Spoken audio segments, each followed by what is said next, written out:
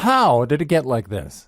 If we're going to fix this belly problem, then perhaps the best place to start is by asking how it got this way in the first place. What series of events led you to gaining the weight and letting yourself go?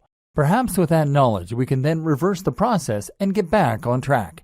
I'm speculating here, but I'm going to take a stab at how you found yourself with this unwanted flab. Because for most of us, we weren't always that way. Most of us were fairly toned and fit when we were in our younger years.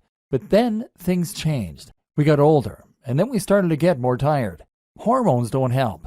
Hormones make our metabolism slow down as we get past 25, and suddenly it becomes much harder to keep the belly fat off. Not only that, but we start spending more and more time at work in the office and pouring more and more energy into that work. Then we get married, get a mortgage, have kids. Suddenly the amount of free time we have to ourselves dwindles down to almost nothing.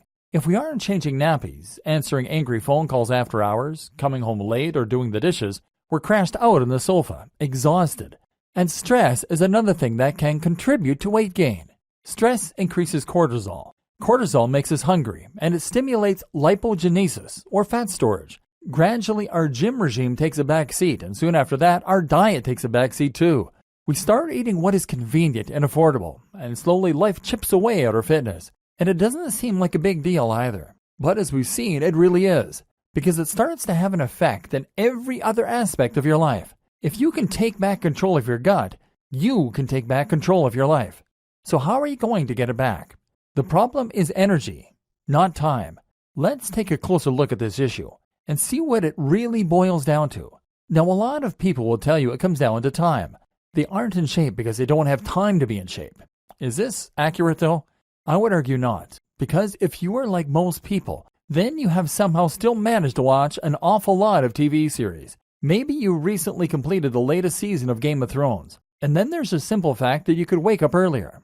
And there's a fact that, if we're going to be completely honest here, eating healthy doesn't take that long. In fact, it's very quick and easy to eat a salad, or to eat whatever you're going to eat tonight without the chips. The problem isn't that you don't have time to work out, it's that you don't have the energy or the inclination. And it's not that you don't have time to cook, it's that you don't have energy. Furthermore, you feel like you need a pick-me-up, something that can help you to get yourself up and running again. And fish just isn't going to cut it. Now, in the next video, we're going to take a look at the most simplistic and efficient way to lose weight. This is straightforward calorie tracking. We'll see why this can work and why it's really just very simple math. But I want you to keep this video in the back of your mind, because we're going to be coming back to it. You're going to see later on that your lifestyle makes it hard to cut calories, and that you need to have a rethink if you're going to win this war on your belly.